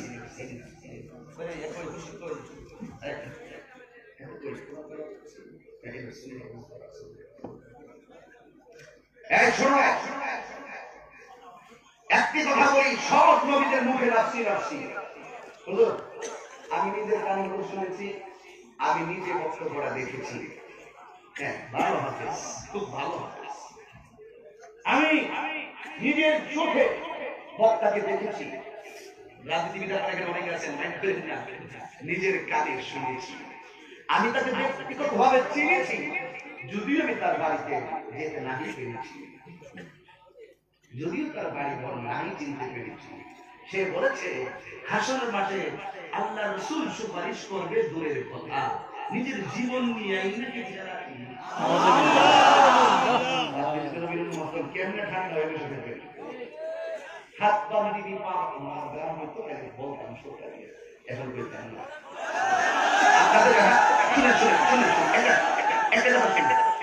আপনারা কিন্তু এইভাবে আমাকে বলার জন্য উৎসাহ করেন, কিন্তু দেখা যায় অনেকে অতি অনুমোদন করে।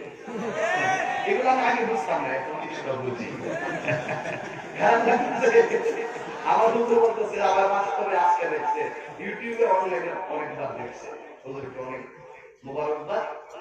আমার জন্য আজকে দোয়া করবেন, এটাই তো আপনার কাছে প্রত্যাশা। একটি কথা বলি, রাসূল ছাড়া কি হাসরে কেউ আপন আছে? আপন আছে? তারপর জোরে বলবো না, দলিল দিয়ে বলবো। আমি যে কথাটা বলেছি, বুখারী শরীফের ২য় খণ্ড কিতাব আম্বিয়া, এটাও হাদিসটা। আমরা যে এই নবীর কাছে ওই নবীর কাছে যাবো, ওই নবীর কিতাব আম্বিয়াতে পড়লাম, এই হাদিসটা আছে। এই হাদিসটা আমি এখন বাংলায় বলে করতেছি। বুখারী শরীফ থাকলে আমি দেখে দেখে বলতাম বোঝার জন্য।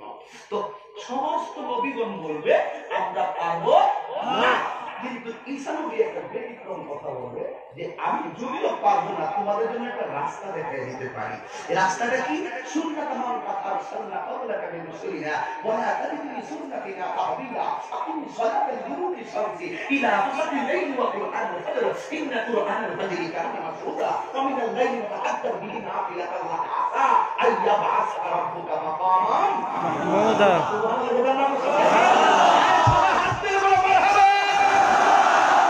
এটাও চিন্তার না, আপনার মাহমুদকে সহজ করে দিই। এগুলো আপনারা বুঝতে পারেন, হাফিজা বুঝছে, পর্বতরা থেকে বের করে ফেলাইছে। কিন্তু আরেকটা সহজভাবে মাকামে মাহমুদের ঠিকানা দিয়ে দেই, যখনই শুনবেন তখনই মনে মনে ধারণা করবেন ওই মাকামে মাহমুদের উপরে আমার রাসূল থাকবে। আল্লাহুম্মা রাব্ব হাযিহি দাওয়াতি তাম্মা ওয়াস সালাতুল কাইমা আতি মুহাম্মাদান ওয়াসিলাতা ওয়াল ফাদিলা ওয়া দারাজাতুর রাফিয়া ওয়া বা'আসহু মাকামান মাহমুদা। আদমের দুয়ার বিপরীতে মাকামে মাহমুদ বলছি, বা মাকামে মাহমুদটা কি জিনিস সেটা আমরা জানি না। ফাতাহাদ্দার বিহি নাফিলাতান লাক আসা আইয়াবআসকা রাব্বুকা মাকামান মাহমুদা। আমাদের উপর নামাজ হলো ৫ ওয়াক্ত, রাসূলের জন্য ছিল ৬ ওয়াক্ত, আর আল্লাহ পাক মাকামে মাহমুদকে দান করবেন তাহাজ্জুদ নামাজের বদলে। সুবহানাল্লাহ বলেন। এই জন্যই আমার রাসূল বলেছেন ৫ ওয়াক্ত নামাজ যারা নিয়মিত করে এর সাধারণ বান্দা থেকে আল্লাহর খাঁটি বান্দা হয়। আর ৫ ওয়াক্ত নামাজের পাশাপাশি যারা বেশি বেশি নফল ইবাদত করে, তাহাজ্জুদ নামাজ পড়ে, আওয়াবিনের নামাজ পড়ে, ইশরাকের নামাজ পড়ে, তাসবিহ নামাজ পড়ে, নফল ইবাদত করে, লাইলাতুল কদর নামাজ পড়ে, বরাতের নামাজ পড়ে, তার জীবনে যত বেশি নফল ইবাদত থাকবে, আমার আল্লাহ ওই খাঁটি বান্দাটাকে শেষ পর্যন্ত আল্লাহর বন্ধু বানায় নেবেন। সুবহানাল্লাহ। বন্ধু হতে চাই কি চাই না?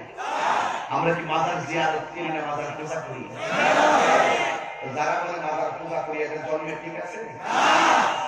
কথা পরিষ্কার, কথা পরিষ্কার। কিছু হলে আমাদেরকে মাজার পূজারি বলো, কিছু হলে আমাদেরকে বেদাতি বলো, কিছু হলে আমাদেরকে ভণ্ড বলো, এগুলো বন্ধ করেন। সুন্নিরা কখনো মাজার পূজা করে না, সুন্নিরা মাজার জিয়ারত করে। শ্রদ্ধা পাওয়ার মালিক আল্লাহ, ঠিক কিনা বলেন? ঠিক। মাথা নত করবো কার কাছে? আল্লাহ ছাড়া কাহার কাছে মাথা নত করা যাবে না। এটা আমাদের পরিষ্কার কথা। কিছু কিছু মানুষ আছে, আমরা এবং হুজুর যে আছেন আজকে দিন সভাপতি সাহেব, আমার উস্তাদ, আমার হুজুর আসছেন মুফতি মুহাম্মদ সাহেব হুজুর পেশের মধ্যে গিয়েছে, বস মাসে হয়তো 5-7 বার 8 বার জিয়ারত করার সময় এবং গাড়ি দিয়ে যায়, একটু নামে নেমে জিয়ারত করে আবার চলে আসে। আমি ঠিক এরকম আমি এরকম বছরে 2-3 বার সুযোগ পাই মাজারে যাওয়ার জন্য। সিটাগাং আসলে রাস্তায় যে মাজারগুলো পড়ে ওই জায়গাটা আমি জিয়ারত করি। আমার সাথে শুরু করে বাইরে শুরু করে গরিবুল্লাহ স্বামী সাথে শুরু করে আমরা যখন যেগুলো আমাদের খুব ফেভারিট মানে লাইনে পড়ে তো আমরা জিয়ারত করে শুরু করি সেগুলো পর্যন্ত আমরা জিয়ারত করি গিয়ে আমরা আল্লাহর ওলির উসিলা করে আল্লাহকে বলি, আল্লাহ তুমি যদি আমার দিকে না তাকাও, আমার ডাক যদি না শ্রবণ করবা, তাহলে তোমার বন্ধুর উসিলায় তুমি আমাকে আল্লাহর ওলির উসিলা দিয়ে আল্লাহর কাছে ফরিয়াদ করি, বাবা তাগুন ইলাইহি বিল ওয়াসিলা। আল্লাহ নিজে বলেছেন ওসিলা তালাশের কথা। আমরা এভাবে আল্লাহর কাছে দোয়া, আল্লাহর কাছে প্রার্থনা করি। বছরে যাই 2 বার 3 বার, কিন্তু বর্ণ গান শুনি মাত্র আমরা, মাজার পূজারের গান শুনি আমরা। তবে একটি কথা আমি ক্লিয়ার করে বলে দিয়ে যাই, ওলি আল্লাহর মাজার যারা রক্ষণাবেক্ষণ করবেন, যারা মাজার কমিটি আছে, এটাকে সোচ্চার হতে হবে। আমি দেখেছি কিছু কিছু মাজার আছে আপনাদের এলাকায় না, আমাদের ওই অঞ্চল দিয়ে কিছু কিছু এলাকার মাজার আছে যারা উরুসের সময় একটা জায়গা নির্ধারণ করে 5/100 ভাড়া হলো 2000 আর একটা জায়গা হলো 10/10, এটা হলো 10/12, এরকম কিছু জায়গা নির্ধারণ করে এদেরকে কিছু টাকা দিয়ে তাদেরকে দেওয়া হয়। মাজার কমিটিকে খেয়াল রাখতে হবে যেন ওই সমস্ত এরিয়া থেকে অসামাজিক কার্যক্রম না হয়। কথা বলেন ঠিক না বেঠিক? যদি 2-1 অসামাজিক কার্যক্রম করেই ফেলে, এটা কি আল্লাহর ওলির দোষ? তো মাজার পূজারী এবং বেদাতি এরকম যে গালি দেওয়া হয়, আমাদের নাম মেনশন করে, আমরা তাদের বছরে 2-1 বার, কিন্তু তারাও গালি করবে, তাদেরকে তাকেও চিনিও না, কিন্তু গালি শোনার সময় শুনি আমরা। এটাই হলো আমাদের দুঃখ। এই জন্য আমাদের পথকে আমরা পরিষ্কার করে দিয়েছি। ঠিক ঠিক রাগ করবেন না, দুষ্টা করবেন না, বলে কোনো লাভ নেই। এখন যুগ তথ্য প্রযুক্তির যুগ, আপনি কোথায় কখন কিভাবে কথা বলছেন সবগুলো ভুল হচ্ছে, ভুল হচ্ছে। আসুন যখন বলবেন তোমরা চলে যাও মাকাম মাহমুদের গোড়ায় গিয়ে দেখবেন সমস্ত নবীগুলোর যেই ময়দানে নাফসি নাফসি বলে কাঁদে, একমাত্র আমার নবী কাঁদতেছেন উম্মতি উম্মতি কি বলে, উম্মতি উম্মতি বলে। অবন্ধরে গভীর মনোযোগ মহামতি বসে যান, একটা জবান বন্ধ রাখবেন না, চিৎকার মেরে বলেন ইয়া রাসূলুল্লাহ। আল্লাহ রাব্বুল আলামিন কোরআনের মধ্যে বলেছেন, অনেকে দরিদ্রকে পুঁজি বানায়া দেয়, ইয়াশফাউ ইনদাহু ইল্লা বিইজনিহি ইয়ালামু মা বাইনা আইদিহিম। আল্লাহর অনুমতি ছাড়া হাসর মাটি কেউ সুপারিশ করতে পারবে না। এটা তো আমরাও মানি। কেন মানি? হাসরের ময়দানে আমার নবী দুনিয়াতে থাকতেই তো নবী নিজের মন গড়া কিছু বলে নাই। আল্লাহ বলছে, বলার পরে নবী বলেছেন, ওয়ামা ইয়ানতিকু আনিল হাওয়া ইন হুয়া ইল্লা ওয়াহিয়ুন ইউহা। দুনিয়াতে তো আমার রাসূল যা কিছু বান্দাদেরকে আদেশ করেছেন, উম্মতকে আদেশ করেছেন, সব আল্লাহর পক্ষ থেকে ওয়াহী। কথা বলেন ঠিক কিনা? এই জন্য যুবক ভাইরা, হাসরের ময়দানে আমরা গিয়ে দেখব আমার রাহমাতুল লিল আলামিন ওই মাকাম মাহমুদের গোড়ায় সেজদায় পড়ে থাকবেন। আপনারা জবান খুলে ইয়া রাসূলুল্লাহ বলবেন, যখন আমি ডাকটা দিব উম্মতেরা ডাক দিয়া কই নবী গো,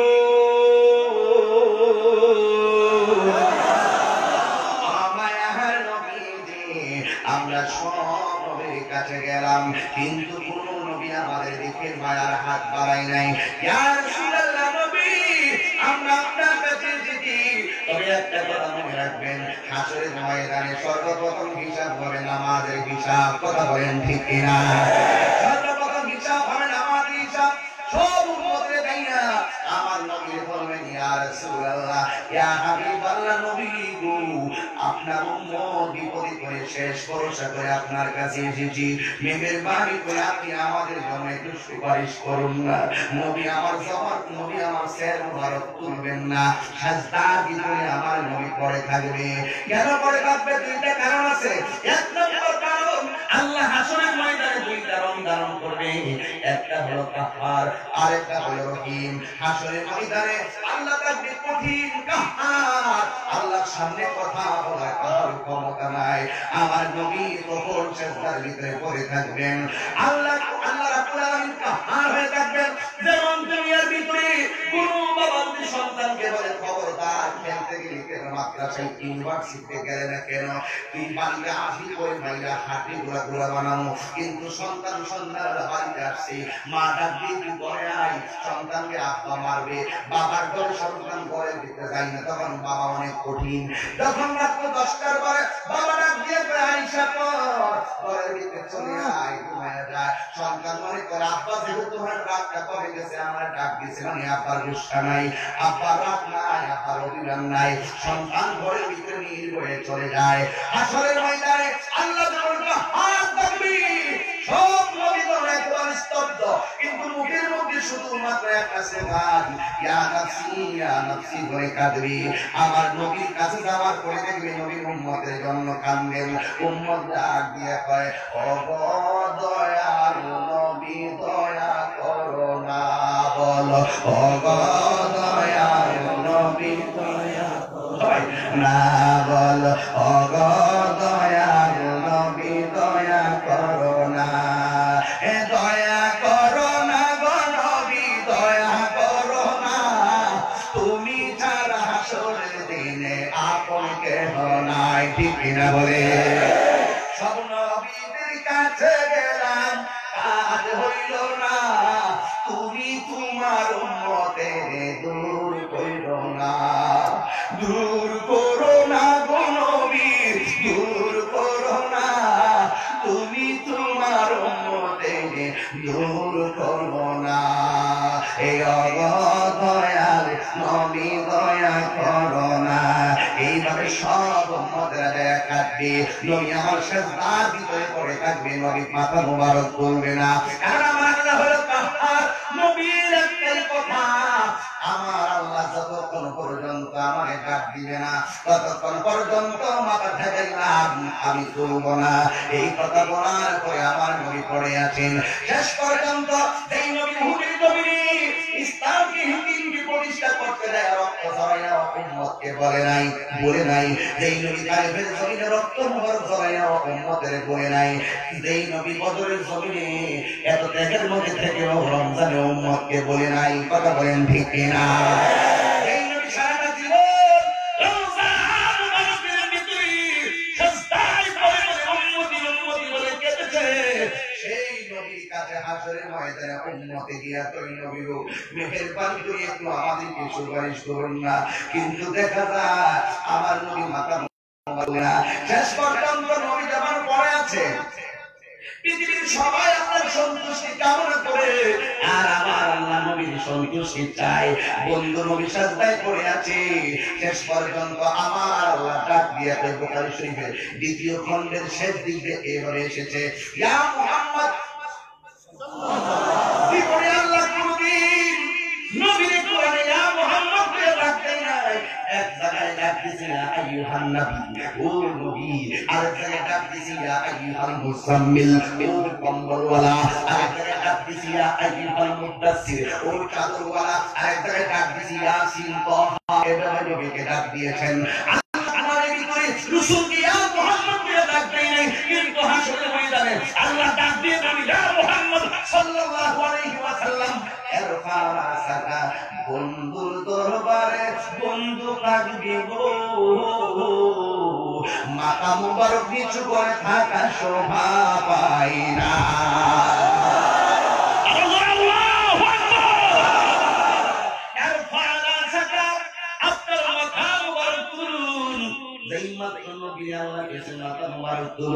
এর মানে হলো আল্লাহ কাহ্হার থেকে রহিমে পদার্পণ করেছেন। এই কথাটা হলো আল্লাহ রাব্বুল আলামিন যখন নবী ডাক দিলেন ইয়া মুহাম্মদ সাল্লাল্লাহু আলাইহি ওয়াসাল্লাম, এরপর রাসাকা ওয়াসালুকা, যখন বলছেন নবী মাথা মুবারকটা তুলুন, ওয়াসালুকা আপনি আমার কাছে চান, আমি আল্লাহ আপনাকে দিব, ওয়াসফা তুশফা, ও বন্ধু আমি আল্লাহ জানি কে নেকি কে বদিল, আমি আল্লাহ জানি কে জান্নাতি কে জাহান্নামী। ও নবী গো, আমি আল্লাহ জানি কার নেকি কত, কে কার বদি কত, কে ভালো কে মন্দ। এরপরে আমি দাঁড়াইব মিজান, আপনার শান যে কত মহান আমার দরবারে তা হয়ে যাবে হাসরের ময়দানে প্রমাণ।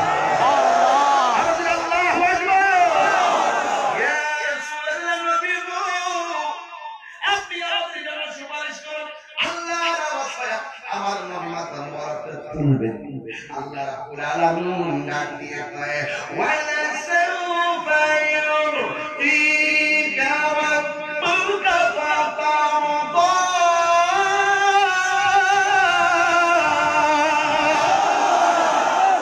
আল্লাহু আকবার।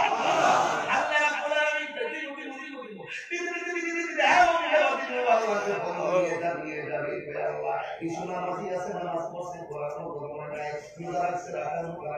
কিন্তু তুমি আল্লাহর সাথে জীবনে কাউকে শরীক করে নাই। আমি নবীর জানটা দিয়ে মহব্বত করছে, কিন্তু আমল করতে যায় কিছু আমল করতে হয়েছে। ও আমি আপনি জাহান্নামে হয়ে গেছে। ও আল্লাহ রাব্বি হাবলি, সুবহানাল্লাহ বেজন না, আমাকে দিয়ে দাও, আমাকে দিয়ে দাও, আমাকে দিয়ে দাও। ও আল্লাহ, ওরা হলো কিছু কবিরা গুনাহ করে ফেলেছে, কিন্তু আমি নবীর জানার চাইতে মহব্বত করত। এই হাতটা দেখবেন, ফতে করে দেখবেন, আলাউল পাড়া দেখবেন, কিছু কিছু কুরআন যদি নামাজ মাঝে মাঝে পড়ে, আবার মাঝে মাঝে পড়ে না, কিন্তু দেখা যায় এটার সামনে নবীর বিরুদ্ধে কথা বললে তোর খবর আছে। এই পাগলগুলোকে রাসূল তালাশ করে এইভাবে খুঁজবে, খুঁজে খুঁজে এই নম্বরটা আমার নবী বলছে শাফাতি লিল কাবাইর মিন উম্মতি। আওয়াজে না জবান পেলে আল্লাহ আকবার। শাফাতি লিল কাবাইর মিন উম্মতি, আমার উম্মতের ভিতরে যারা বড় বড় গুনাহ করে ফেলেছে আমি নবী তাদের জন্য সুপারিশ করব।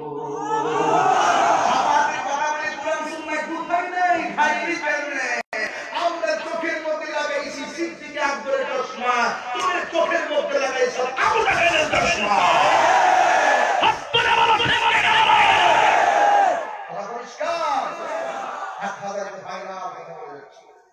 আমার কথা ছিল না, হঠাৎ করে কিভাবে আমার বন্ধুর মন ভারত নিয়ে অত্যন্ত কষ্ট করে একটা প্রোগ্রাম সেট করেছেন, আমার সুযোগ ছিল না, কিভাবে যেন হয়ে গেল। আলহামদুলিল্লাহ আপনাকে দেখে আমি অত্যন্ত খুবই সন্তুষ্ট, যেহেতু আপনারা অত্যন্ত রেসপন্স করে আমার কথাগুলো শুনছেন। এই ইউনিভার্সিটি বন্ধুরা, আমাকে তোমরা ভুল বুঝো না, আমরা বিভিন্ন বিষয় নিয়ে ফর্ম করে থাকি করবো, কিন্তু মনে রেখো আমি যে কথাগুলো বলছি এটা হৃদয় থেকে বলছি। শুনো, আমাকে নিয়ে তোমরা মজা করার কোনো সুযোগ নেই। তোমরা যতই বলো এদিকে আমি ভ্রুক্ষেপ করি না, এগুলো দিকে আমি তাকাই না। তুমি অনর্থ আমার বিষয় নিয়ে ভেবে ভেবে তুমি মূল্যবান সময় নষ্ট করো না। ওই ইউটিউবাররা তোমরা আমার বিষয় নিয়ে বিভিন্ন থাম্বনেল বানিয়ে যতই তোমরা সময় নষ্ট করো, কোমরের হাত যে ফল হইতেছে বুঝো।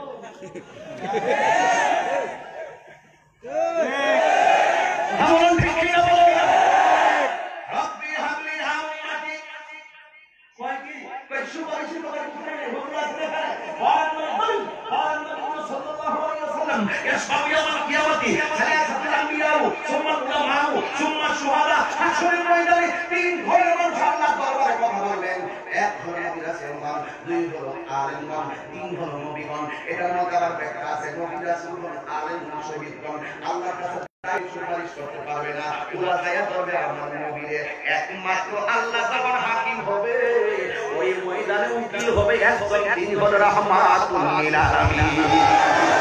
ঠিক কি না বলো? কান্দে নবী উম্মতের কি হবে হবে উম্মতের জান্নাত দিয়া শান্তি দাও হাবিবের প্রাণ, রোজ হাসরে বসবে তোমরা নবীর শান। কথা বলেন ঠিক কি না? আমার নবীর শান হাসরের ময়দানে তারা প্রমাণ পাবেন। এই জন্য তারা বলে নবী সুপারিশ করতে পারবে না। আমি বলবো তোমাদের জন্য সুপারিশ করবে না, কিন্তু আমরা গুনাহগার, আমরা অপরাধী, কিন্তু আমাদের নবীর সুপারিশ ছাড়া আমাদের কোনো উপায় নাই। কথা বলেন ঠিক না? এরপর আল্লাহ বললেন বন্ধু নিয়ে নিবে, ও বন্ধু নেন আর নিয়ে নিবে। ولا سوف يعطيك ربك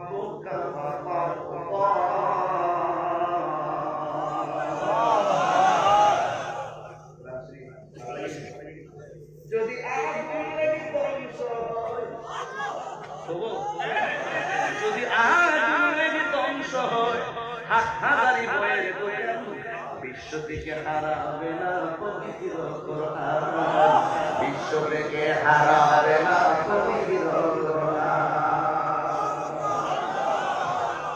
পাকিস্তানের সামরিক শাসক বলল বিমান দুর্ঘটনায় ভাই বিমান পড়ে ছাই হইল কোরআন পড়ে না ফেসবুকে পাবেন আপনারা বেশি বেশি কত বড় আগুন লাগছে কোরআন পড়ে আছে কোরআন শরীফ পড়ে নাই এমন কিছু ফেসবুকে পাওয়া যায় কি যায় না পাকিস্তানের সামরিক শাসক বলল এই কই যায় আমি কি প্রত্যেকদিন আসবো আমি কি প্রত্যেকদিন আসতে পারবো আচ্ছা একটা বলে না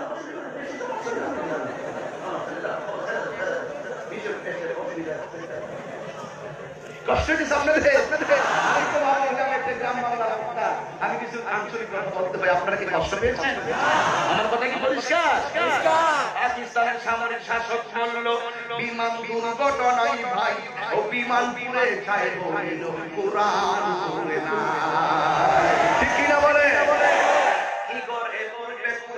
কি করে করবে কোরআন আগুনের তেজ আজ বিশ্ব জুড়ে লক্ষ লক্ষ কোরআনের হাফেজ এর বাবা কে কোরআন হাফেজ মাদ্রাসা করে বুঝছো না এই এলাকায় কি মাদ্রাসা করে বুঝছো না তুমি মাদ্রাসা এবার জিকির তুই তো এই এলাকায় একটা মাদ্রাসা হয়ে